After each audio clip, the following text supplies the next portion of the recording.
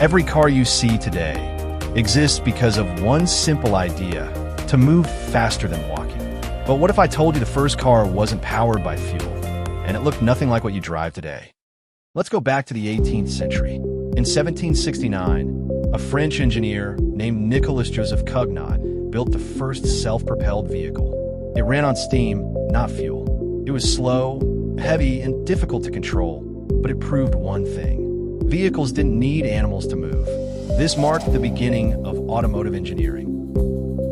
Fast forward to 1886.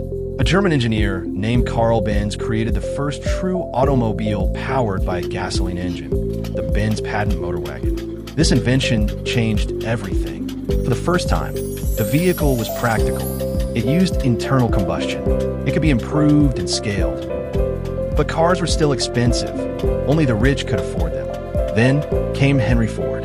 In 1908, he introduced the Model T and, more importantly, the assembly line production system. This reduced cost dramatically. Cars were no longer luxury items. They became accessible. Over time, cars became faster, safer, more efficient. Innovations included electric starters, automatic transmissions, anti-lock braking systems, ABS, computer-controlled engines. Today, the automotive industry is changing again. Electric vehicles, like those from Tesla, are replacing traditional engines. Why? Zero emissions, lower maintenance, advanced technology. We are moving from mechanical systems to smart systems. The future is even more exciting.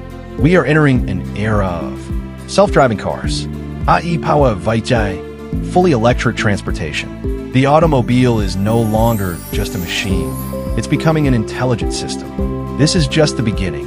In the next video, I'll break down how car engines actually work, step by step. If you want to truly understand cars, start by subscribing now.